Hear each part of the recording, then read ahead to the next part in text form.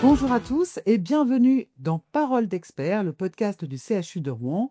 Je suis Mathilde, journaliste, et aujourd'hui nous allons parler des troubles des conduites alimentaires, aussi appelés les TCA. Ils touchent près d'1 million de personnes en France et plus de la moitié d'entre elles ne sont pas dépistées et n'accèdent pas encore aux soins. Pour en discuter, nous recevons deux experts, la professeure Priscille Gérardin, chef du service de psychiatrie de l'enfant et de l'adolescent, et le professeur Pierre Deschlotte du service de nutrition. Bonjour à vous deux. Bonjour. Alors pour commencer, est-ce que vous pouvez nous dire ce que sont les troubles des conduites alimentaires? Qu'entend-on par ce terme? Alors, les troubles des conduites alimentaires, si on veut résumer les caractéristiques globales, d'une part, c'est une anomalie, un changement dans le rapport à la nourriture, soit dans sa quantité, soit dans sa qualité, c'est-à-dire qu'on sélectionne et qu'on refuse certains aliments. D'autre part, c'est en lien avec une difficulté dans la représentation de son propre corps, de son image corporelle qui est perturbée et qui est en lien avec du coup ces modifications dans les conduites alimentaires. Bon, bien évidemment, il faut toujours être très attentif à éliminer une étiologie organique qu'on peut toujours évidemment avoir en fait en sous-jacent, et donc toujours très important d'être vigilant sur un bilan minimum dans ce cadre-là. Ce qui est important aussi, c'est qu'évidemment ces conduites, ces changements de rapport à soi, au corps et à l'alimentation, donc qui se traduit par ce changement, se développent dans le temps. Et il y a une certaine durée qui s'installe avec un retentissement à la fois sur le plan somatique, à la fois sur le plan psychologique et à la fois sur le plan social, avec donc un retentissement qui a des conséquences sur du coup la personne elle-même et son développement. Mmh. Et alors clairement, vous avez compris, ce sont des vraies maladies, hein, avec des conséquences multiples, physiques, psychologiques, sociales, familiales et professionnelles.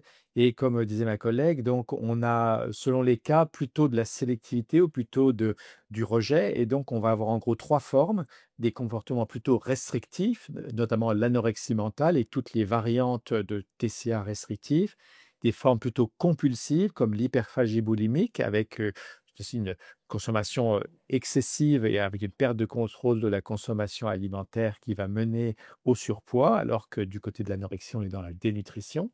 Et puis au milieu, on a les formes mixtes, les formes boulimiques, où il peut y avoir des accès de consommation alimentaire, des crises boulimiques suivies de comportements de purge qui vont faire que globalement la corpulence est à peu près normale, mais avec des fluctuations de poids. Voilà, donc trois grandes catégories. Et d'ailleurs, ce qui est intéressant, c'est que selon les âges, la prédominance des différentes formes est un peu différente. Nos collègues en pédiatrie et pédopsie voient beaucoup de troubles restrictifs, de troubles anorexiques, un peu de troubles boulimiques. Les troubles compulsifs sont pas encore trop fréquents, alors que nous, à des âges adultes, progressivement, on voit apparaître de plus en plus de troubles compulsifs, même s'il persiste encore des troubles restrictifs ou mixtes. Et donc avec du coup une apparence physique qui va être très variable, hein, puisque la dénutrition, effectivement, ce grand amaigrissement va interpeller l'entourage, alors que à l'inverse, finalement, ces pathologies boulimiques qui sont à poids normal, eh bien, passent sous les radars, puisqu'il n'y a pas de signes finalement évocateurs dans l'apparence du sujet, alors qu'elles sont tout aussi préoccupantes et tout aussi douloureuses à vivre pour le sujet. Et puis celles qui vont se traduire par une prise de poids, évidemment, peuvent être aussi repérées de différentes manières. Après, ce qui est important aussi à dire, c'est que ces différentes formes, en règle générale, un même sujet va avoir dans son existence et son évolution plusieurs phases et peut passer d'un épisode de restriction à un épisode boulimique, à un épisode hyperphage. Ce n'est pas statique chez une seule personne. Et qu'est-ce qui déclenche ces troubles? Est-ce qu'on sait d'où ils viennent? Alors, les TCA sont des maladies multifactorielles, hein, c'est-à-dire qu'il n'y a pas une cause, mais il y a un ensemble de causes. Et souvent, on va retrouver des facteurs de fragilité, de susceptibilité, qui pour certains sont d'origine génétique, notamment dans l'anorexie mentale restrictive. C'est un peu moins clair pour la boulimie et l'hyperphagie boulimique. Donc des facteurs de risque familiaux, en tout cas, génétiques ou pas. Il y a plus de TCA dans certaines familles que dans d'autres. Il y a des facteurs de risque qui sont liés aussi au mode de fonctionnement, au caractère un petit peu perfectionniste, obsessionnel, donc il y a des vulnérabilités. Et puis ensuite, il y a des facteurs déclenchants. Alors, dans ces facteurs déclenchants, on voit malheureusement tous les malheurs de la vie et c'est souvent des événements de vie importants, des stress importants, physiques, psychologiques, de tous ordres, hein, y compris les plus dramatiques que sont les agressions sexuelles. Parfois des choses plus modestes comme du harcèlement, scolaire, de la souffrance au travail, puis des malheurs de la vie, des deuils prématurés, des séparations, des choses comme ça. Et puis après, ce qui est compliqué, c'est qu'il y a des facteurs un peu d'entretien de la maladie, hein, et on voit que c'est des maladies qui ont tendance à s'entretenir elles-mêmes. Une fois qu'on est dedans, c'est difficile d'en sortir parce qu'il y a une dimension un peu addictive, une sorte de besoin de rester dans ces comportements pathologiques. Donc c'est un petit peu le mélange de tout ça qui fait que la maladie survient et persiste. Et donc, ça rend compte aussi un peu de la nécessité d'une approche globale de la maladie et d'une prise en charge globale parce qu'il n'y a pas un facteur, une cause, un mécanisme, un traitement. Et puis on voit qu'effectivement, d'une famille à une autre, d'un jeune à un autre, ou d'une personne à une autre, eh bien effectivement, c'est différents facteurs multiples, hein, qui sont effectivement qui préexistent, qui précipitent, qui pérennisent, vont être propres à chaque situation. Donc on est obligé d'avoir une approche très individualisée, en sachant qu'il y a un certain nombre de ces facteurs-là qu'on va pouvoir effectivement repérer et essayer du coup, de pouvoir apporter des réponses et puis d'autres qui sont effectivement, par exemple, quand on parle de génétique, on sait qu'effectivement certaines formes sont sûrement plus prégnantes dans certaines familles et puis d'autres beaucoup moins ou pas. Mais quand on a un patient devant nous, on ne sait pas, par exemple, sur cette dimension-là, ce qu'il en est. Donc voilà, il y a la question aussi de repérer ce sur quoi on va pouvoir travailler. Et puis nous, en tant que psychiatre d'enfants et d'adolescents, il y a un facteur précipitant, très important qui est, très souvent associé quand même, qui sont les enjeux de l'adolescence, hein, et que l'apparition des facteurs sexuels secondaires, des transformations corporelles qui mettent à rude épreuve tout adolescent, évidemment n'entraînent pas chez la majorité d'entre eux et ne suffit pas à entraîner des troubles alimentaires, hein, mais va être un facteur aussi, souvent, hein, qui va venir précipiter, quelque chose, potentiellement du côté de ces troubles-là, si d'autres facteurs, comme l'a très bien dit mon collègue, sont associés. Alors, quels sont les signes qui doivent nous alerter? Autant chez un enfant, un adolescent, un adulte? Alors, pour nous, ce qui est très important en particulier, hein, c'est des ruptures dans le comportement, dans les conduites, dans la manière d'être, quels que soient finalement les troubles psychiatriques et a fortiori dans ces troubles-là, hein, des changements de rapport à la nourriture, hein, où tout d'un coup, Radical? un pas forcément radical, mais un changement qui s'installe, qui peut être très insidieux, parfois brutal, ça va dépendre des situations. En règle générale, c'est petit à petit, il y a plutôt un effet d'accélération avec le temps, hein, mais après, bon, bah, il y a des situations variables. Mais en tout cas, un changement de rapport à la nourriture, une rationalisation, c'est-à-dire qu'on vient justifier, ah ben finalement, je n'aime plus ça, ça m'écoeure, ça me donne mal au ventre, donc un rapport à la nourriture qui change, hein, des comportements qui changent à ce niveau-là, des préoccupations, je me sens gros, je me sens trop ceci, je suis trop voilà, j'ai trop de forme, donc voilà, des inquiétudes concernant son apparence corporelle, un surinvestissement de cette question-là et des préoccupations à cet égard, une tristesse, un repli sur soi, un isolement social. Et donc tout ce qui vient faire un petit peu rupture de manière préoccupante parce que ça vient finalement enfermer le sujet au lieu qu'il aille vers son épanouissement, son développement, il y a quelque chose qui se replie, il y a quelque chose qui est en rupture, doit nous interpeller, et doit nous faire nous interroger sur, au fond, que se passe-t-il, du côté de cet adolescent, alors je parle plus d'adolescent, mais ou de cet enfant, hein, et donc de bien voir aussi avec, du coup, en particulier son médecin généraliste, hein, qu'est-ce qu'il en est de la courbe de croissance, hein. Pour nous qui sommes donc dans une période de développement, de l'enfance à l'entrée dans l'âge adulte, hein, vous avez une courbe de croissance qui associe à la fois une courbe en taille, une courbe en poids et puis un rapport entre les 2 que tout professionnel de santé doit pouvoir repérer parce que pour nous, ce qui est important, c'est que soit la courbe évidemment se casse ou accélère de manière préoccupante, soit qu'elle stagne. Et parfois, ça se fait très insidieusement, hein, en particulier chez l'enfant et à l'entrée dans l'adolescence. Et donc, ça doit être des repères importants. On doit normalement se développer en taille, poids, tout au long dans sa courbe de croissance, hein. Et ça, c'est des choses que les professionnels de santé doivent pouvoir aussi repérer et qui nous donnent des signes quand même d'alerte qu'on doit aller ensuite explorer. Alors chez nous, après, une fois que la croissance est terminée, forcément, on a plus, cet impact, mesurable sur, la courbe de croissance, mais on va être alerté par, différents types de signes. Alors, il y a des signes qui sont très transversaux à toutes les formes de TCA, c'est le côté un peu préoccupation, envahissante, obsessionnelle sur le poids, sur l'image corporelle, sur la forme, sur l'alimentation, des gens qui ont un discours vraiment très envahi par tout ça, alors que, je sais pas, pour nous, ça ne nous paraîtrait pas si évident que ça. Et puis après, il y a des signes d'appel qui sont liés, bien sûr, à la corpulence, donc la perte de poids, la baisse de l'IMC, dans les formes de dénutrition. Au contraire, la prise de poids rapide dans les formes compulsives ou, comme je disais tout à l'heure, les fluctuations importantes de poids dans les formes mixtes boulimiques. Et puis, il y a des signes effectivement par rapport, à la relation à l'alimentation, hein, dont on voit bien qu'elle devient, soit, quelque chose qu'on fuit, qu'on évite, on fuit les repas en famille, on va éviter, d'aller manger au self avec les collègues de travail et cetera. Ou alors au contraire, on a une forme de gloutonnerie sur l'alimentation qui peut être repérée parfois par l'entourage qui disant: «Mais est toujours le premier à se servir, à se resservir». Alors au début, on banalise et puis on se dit qu'il y a quand même quelque chose de curieux, quoi, donc et ça, effectivement, c'est une forme compulsive. Et le dernier ordre de symptômes qui est parfois, le seul parfois pour, dire: «Tiens, il y a peut-être quelque chose», c'est les troubles digestifs. C'est un très bon indicateur en consultation, non spécialisée de médecine générale et la plainte digestive, troubles du transit, troubles de digestion, pas se sentir bien dans son ventre, va souvent avec le fait de ne pas se sentir très bien dans son assiette et pas forcément très bien dans sa tête. Donc la conjonction de ces 3 ordres de symptômes doit mettre un petit peu en éveil et quand il y a des troubles digestifs, dans le motif de consultation, on sait qu'il y a 3 fois plus de risques qu'il y ait un TCA caché derrière. Bah, c'est plutôt des formes donc moins typiques, un peu rampantes, débutantes ou qui sont moins frappantes que, bien sûr, dans les tableaux les plus classiques.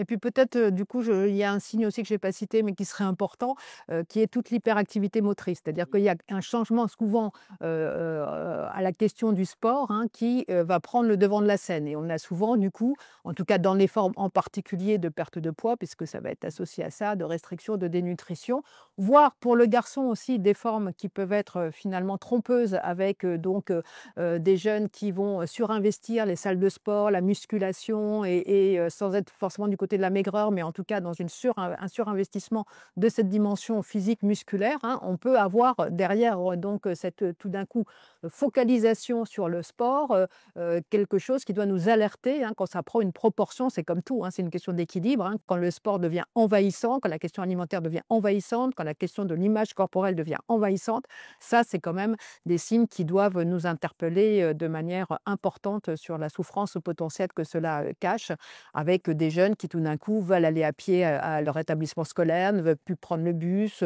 bougent toute la journée, ne peuvent plus s'asseoir, voilà, tout ça doit nous alerter, en tant que parents, famille ou professionnels. Et alors, comment accompagnez-vous les personnes atteintes de ces troubles ici au CHU? Alors, je dirais, il y a du travail parce que, déjà, l'enjeu, on le dira peut-être tout à l'heure, mais l'enjeu, c'est d'y penser le plus tôt possible, hein, de dépister le plus tôt possible et malheureusement, trop souvent, il se passe des mois, voire des années entre le début des symptômes et la première consultation spécialisée. Alors, peut-être encore plus chez l'adulte parce que comme la maladie va souvent évoluer un peu lentement, de façon un peu rampante, on peut négliger les symptômes au départ et il faut un certain temps pour que la personne se rende compte, il y a parfois un peu de déni ou en tout cas d'ambivalence, hein, se rendre compte qu'il y a un souci et arrive à consulter.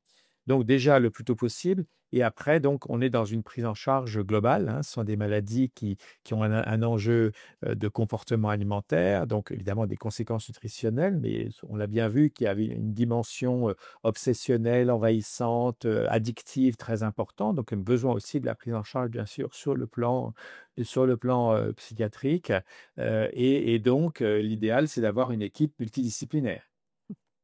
Et donc, pour nous, c'est effectivement donc, toujours associer cette dimension somatique. Nous, c'est beaucoup les pédiatres, les diététiciens, cette dimension psychologique qui associe, psychologue et ou psychiatre en fonction aussi, de l'environnement du sujet, là où il se trouve et ce sur quoi on va pouvoir s'appuyer. Mais en tout cas, une dimension soma-psy, bien évidemment, est importante, mais aussi sociale. Alors pour nous, ça va être du côté de la question de la scolarité, hein, de l'importance, effectivement de cette dimension-là et puis la dimension familiale puisque nous aussi, dans nos tranches d'âge, évidemment, hein, un partenaire important de cette question de la guérison et du projet de soins pour l'enfant ou l'adolescent va se faire avec la famille et en essayant au maximum de les aider, parce que c'est quand même quelque chose d'extrêmement difficile à vivre pour une famille, extrêmement angoissant. Et on sait aussi que la pathologie elle-même va entraîner des dysfonctionnements dans la famille. Hein, de toute façon, être confronté à quelqu'un qui a un trouble alimentaire, l'environnement familial, au bout d'un moment, de toute façon, dysfonctionne, quelles que soient ses qualités, ses particularités. Hein. Donc,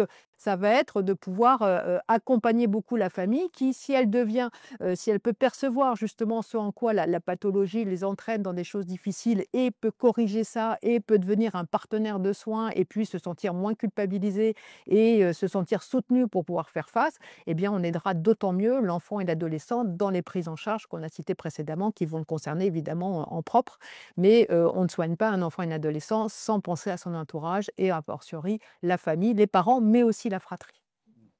Ah, bien sûr, en fonction des différents symptômes, il va y avoir autant de volets dans la prise en charge que nécessaire. Bon, globalement, il y a un volet nutritionnel, y compris plutôt renutrition, rééducation alimentaire dans les troubles restrictifs, où on va essayer de contourner les peurs et petit à petit de revenir vers une alimentation plus diversifiée et plus suffisante.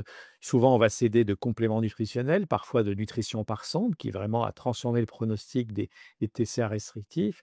Dans les formes mixtes, là aussi, on est dans de la rééducation nutritionnelle, éviter de se restreindre tôt pour limiter les compulsions. Et puis dans les formes compulsives, c'est un travail qui va surtout travailler sur je dirais les fausses idées, sur éviter de la restriction cognitive, aider les patients à retrouver un rythme alimentaire, ne pas sauter de repas au risque de compulser en fin de journée, des choses comme ça. Donc il y a un volet nutritionnel, il y a un volet bien sûr au sens large, psychologique, psychiatrique, qui fait appel à certains médicaments, à de la psychothérapie, à toutes les outils de médiation. Il y a une vaste palette d'outils thérapeutiques. Et puis, on travaille aussi beaucoup sur l'activité physique, hein, sur la réintégration d'une image corporelle positive. L'activité physique adaptée, on la pense bien sûr surtout dans les formes compulsives avec une prise de poids, mais elle est intéressante aussi dans les formes anorexiques et dans les formes boulimiques de façon raisonnable pour, comme disait tout à l'heure Priscille, éviter l'hyperactivité pathologique pour en refaire de nouveau un réinvestissement positif et mesuré sur le corps. Et donc, il y a aussi, on sait dans ces pathologies-là, bon, les troubles des conduites alimentaires tels qu'on les a décrits dans les 3 grandes formes principales, mais on sait que très souvent, il y a des comorbidités psychiatriques associées et donc il peut y avoir des troubles anxieux, des épisodes de dépression, des troubles obsessionnels compulsifs, un certain nombre de traits qui peut, être évocateur de certains fonctionnements qui peut, évoquer, des traits autistiques. Enfin donc il y a des particularités donc sensorielles dans ce cadre-là, par exemple, mais donc que chaque patient va avoir aussi des aspects sur lesquels on va devoir se centrer. Il n'y a pas de médicaments de troubles des conduites alimentaires, en dehors de l'aspect renutrition, si on peut dire, mais en tout cas en termes de psychotropes, on n'a pas de traitement, psychiatrique, à proprement parler médicamenteux des troubles des conduites alimentaires. Mais en revanche, évidemment, s'il y a une comorbidité, s'il y a un certain nombre de comportements qui peuvent être soulagés par certains types de médicaments. C'est des choses qui peuvent être associées. Comme tout, hein, c'est cet ensemble de la prise en charge sur tous ces plans qui vont permettre d'aller vers un rétablissement et vers une guérison potentielle avec l'idée que vraiment on est dans un épisode. Je crois que c'est un point important, c'est vraiment de se dire que ce n'est pas constitutionnel. Personne n'a une maladie avec un poids génétique, environnemental tel qu'il ferait qu'il est condamné à être avec une maladie chronique au sens de vivre toute la vie avec. Mais on est vraiment avec, dans la majorité des cas, et en particulier dans nos tranches d'âge, et c'est ce pourquoi on va investir énormément et inciter à investir énormément les soins, dans un épisode avec un avant où il n'y avait pas ces troubles des conduites alimentaires, et avec l'objectif qu'il y ait un après, et ça sera pour 75% des jeunes le cas, où il n'y ait plus ces troubles des conduites alimentaires. Alors après, cet épisode, évidemment, comme souvent en psychiatrie, c'est long, parce que ça se compte en règle générale, non pas en mois, mais plus souvent en années. Donc effectivement, c'est 2, 3, 4 ans, parfois plus, pour des jeunes qui pour autant vont à un moment donné pouvoir s'en sortir. Et puis d'autres qui vont être une minorité, qui vont apprendre finalement aussi avec leur entourage à vivre avec et à aménager les choses de manière à diminuer au maximum les conséquences pour eux, à la fois dans leur vécu évidemment, et aussi sur le plan somatique. Alors bien sûr, cette prise en charge globale et personnalisée, on va la mettre en œuvre de façon variable en fonction de la sévérité. On a la chance là maintenant, on peut le dire, sur Rouen, d'avoir aussi bien pour les ados que pour les adultes, une filière de soins qui est bien structurée, qui permet de proposer bien sûr des consultations pour premier contact, comme toujours, des bilans en hôpital de jour, des suivis en hôpital de jour à chaque fois que c'est possible. L'ambulatoire permet justement de maintenir l'insertion personnelle, familiale, professionnelle, universitaire, etc. Mais évidemment, dans certains cas plus sévères, il faut recourir à une hospitalisation complète et nous avons donc des structures adaptées pour aussi bien l'ado que pour l'adulte qui permettent de passer le cap le plus critique et ensuite de revenir de nouveau vers le suivi ambulatoire et d'aller de l'avant, effectivement, revenir dès que possible vers la vie la plus normale possible. Alors on a cette chance, mais ce n'est pas le cas partout au niveau national, loin s'en faut. Donc c'est une des actions de la Fédération française anorexie boulimie, FFAB, qui a tout un site aussi qui peut permettre au public, hein, d'aller chercher des informations, y compris au plus proche de chez eux au niveau national. Mais malheureusement, il y a beaucoup de trous dans la raquette. Rouen a beaucoup de chance d'avoir effectivement cette association de 2 services sur des tranches d'âge effectivement qui permettent d'aller des plus jeunes jusqu'aux plus âgés, mais en même temps avec des services qui du coup sont très sollicités, sursollicités, qui n'arrivent pas à faire face et qui essaient, et c'est notre mission de centre de coordination, d'évaluation, de recours de niveau 3 puisque, pour la Normandie, c'est Rouen qui joue ce rôle-là. Mais on a beaucoup à faire avec les collègues de la région qui font beaucoup aussi pour essayer de développer des choses, hein, mais on a encore beaucoup, beaucoup de travail pour que toute famille, tout adulte puisse, dans un périmètre raisonnable, trouver des professionnels de première ligne qui soient déjà, évidemment leur médecin généraliste, mais potentiellement un psychiatre, un psychologue, un diététicien, un réseau déjà, voilà, un lieu d'hospitalisation qui puisse prendre le relais de jour ou à temps complet, et puis nous qui devrions vraiment nous centrer sur les situations les plus complexes. Et à l'heure actuelle, voilà, on a encore beaucoup de chemin pour graduer ces soins et développer ces soins partout en France.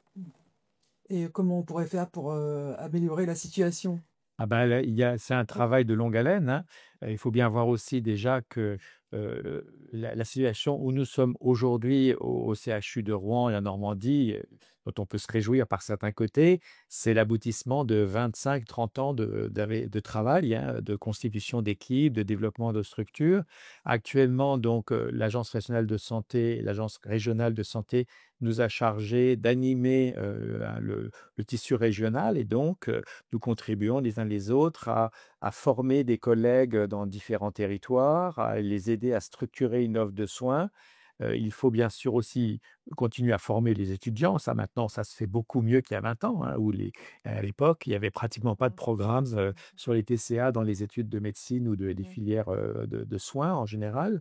Et puis, il faut continuer aussi à informer, sensibiliser la population, hein, parce qu'il faut que, les personnes, les familles, les proches, tous les intervenants, on va dire, du soin primaire, il y a pas que la médecine générale, il y a aussi la médecine du travail, la médecine universitaire, la santé scolaire, toutes ces structures aient suffisamment de réflexes, on va dire, de sensibilisation au TCA pour repérer assez tôt, le plus tôt possible, des formes débutantes, leur donner des outils de prise en charge en proximité, c'est l'objet des formations qu'on développe, et puis aussi qu'ils connaissent les structures d'adressage lorsque c'est un peu plus compliqué dans leur territoire, et puis ensuite remonter au centre de référence régional lorsqu'il existe, ce qui est le cas à Rouen, pour les formes les plus complexes.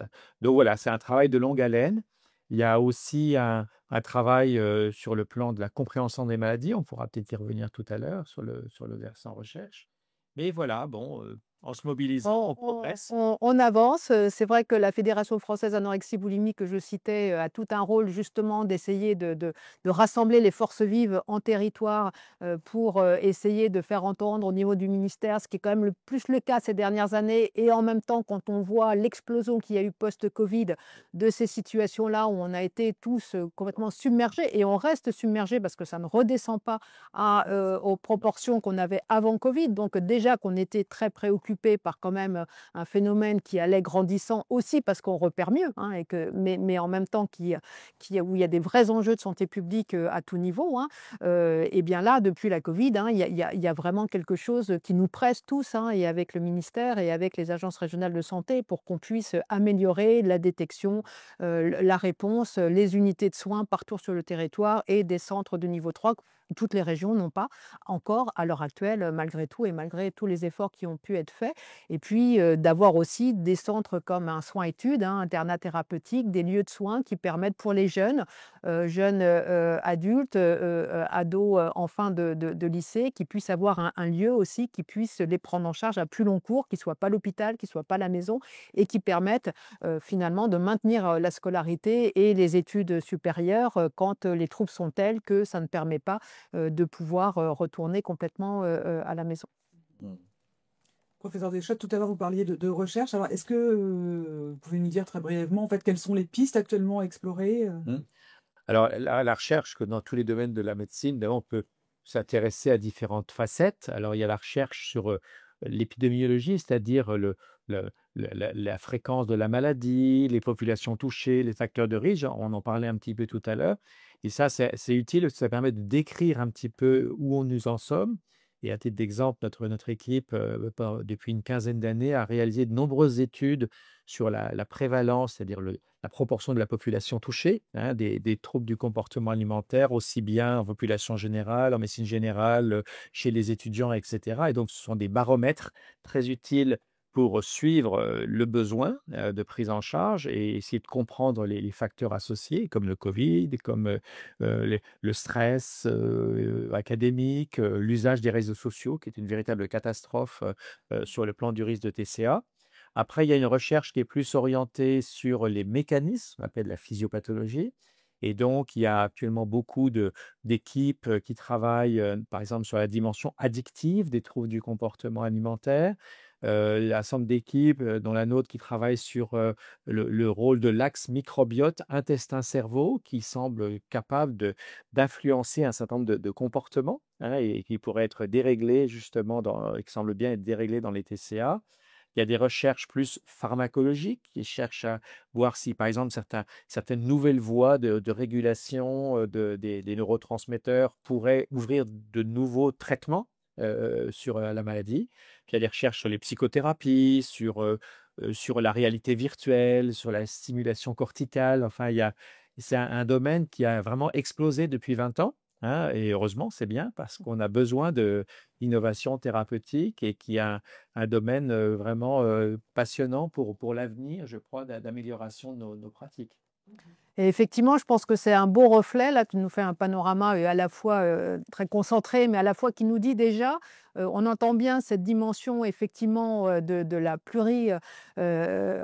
étiologie et de la compréhension. On a commencé par ça tout à l'heure, notre échange. Hein. À partir de là, on est arrivé sur la question effectivement d'une réponse qui doit être pluriprofessionnelle. Hein, et on a besoin de travailler entre nutritionnistes, psychiatres, psychologues, diététiciens, pédiatres, médecins généralistes, activité physique adaptée, psychomotricien dans le rapport au corps, etc., psychologue, évidemment dans toute la dimension psychothérapie. Et puis on arrive à la dimension recherche qui est effectivement aussi finalement tout ce bouquet. Hein, et on voit la complexité puisque la rencontre finalement vraiment de tous les aspects et finalement sciences humaines, neuroscientifiques, pures, jusqu'encore une fois sciences humaines avec l'environnement et on voit qu'on est vraiment à l'intersection là, de tellement d'enjeux qu'on a besoin effectivement que toutes les compétences, chercheurs, professionnels, puissent s'associer pour comprendre la complexité de ce comportement, hein, qui finalement, n'est que, la résultante de choses bien plus complexes de notre environnement, du cerveau et de notre environnement au sens large.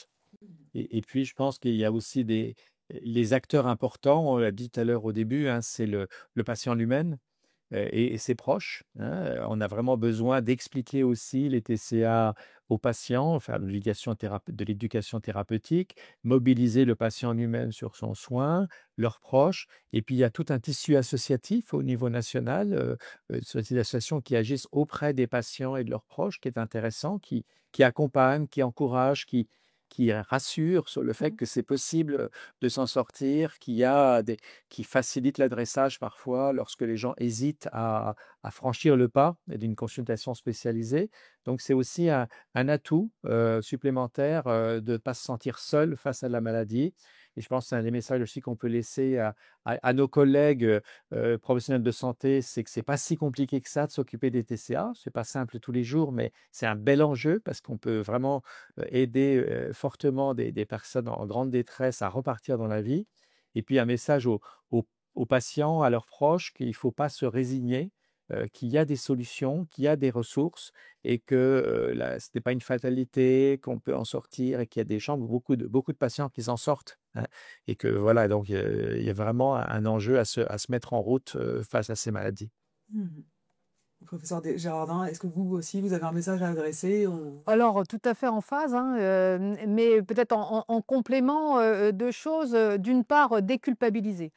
Parce que, et surtout à partir du moment où on est dans ce champ complexe de la psychiatrie, d'un trouble, alors qu'on voit qu'il n'est pas que psychiatrique, loin s'en faut et on l'a bien illustré là, mais, en même temps la représentation quand même, c'est qu'on est dans le champ, de quelque chose de «il suffirait de vouloir pour pouvoir», ils n'ont qu'à manger, ce sont des capricieuses, ce sont, pour nous, par exemple, des petites filles gâtées, qui, voilà, feraient le choix de ne pas manger. Ça n'a rien à voir, ce n'est pas un choix d'avoir une pathologie mentale, ce n'est pas un choix d'avoir un trouble alimentaire, c'est quelque chose que la personne peut se donner l'illusion qu'elle a choisi peut-être au départ de faire un régime, mais après, heureusement, tous ceux qui font un régime ne tombent pas, si je puis dire, dans un trouble des conduites alimentaires. Donc c'est que derrière, il y a bien d'autres facteurs qui ne sont pas maîtrisés par le sujet. Et après, le sujet est complètement piégé, en fait, hein, et enfermé dans quelque chose qui est absolument épouvantable à vivre, dont on ne se rend pas compte de l'extérieur, qui les met dans une situation de culpabilité parce qu'elles ont effectivement le sentiment, elles ne comprennent pas, il suffirait qu'elles mangent, mais elles n'y arrivent pas. On leur renvoie aussi et on les culpabilise beaucoup si on reste sur ce registre-là. Donc, elles voient la famille en souffrance, elles voient les uns et les autres s'inquiéter, c'est une énorme culpabilité. De l'autre côté, les familles se sentent extrêmement coupables, comme tout en psychiatrie à chaque fois, c'est de la faute de la famille. Non, ce n'est pas la faute de la famille. C'est heureusement bien plus complexe que ça, mais les familles peuvent être effectivement un vrai appui dans la relance des processus de soins et de guérison pour l'enfant et l'adolescent. Donc, que chacun puisse se dégager de la culpabilité, ça serait un message important du côté de ceux qui ont ce souci-là, cette maladie-là, et puis du côté de leur famille, et de vraiment être accompagné pour comprendre la complexité.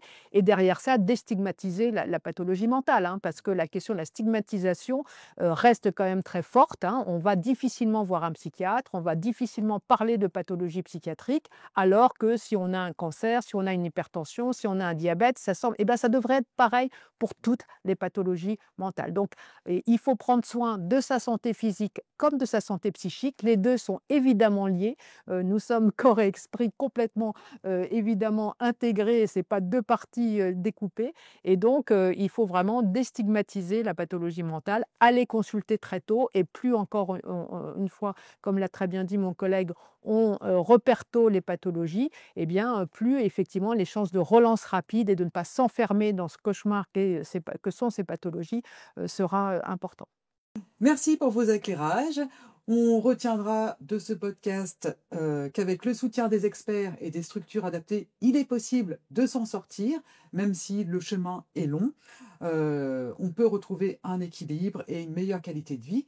Pour en savoir plus ou trouver de l'aide, vous pouvez vous rendre sur le site internet du CHU de Rouen. Merci pour votre écoute et à bientôt dans Parole de CHU.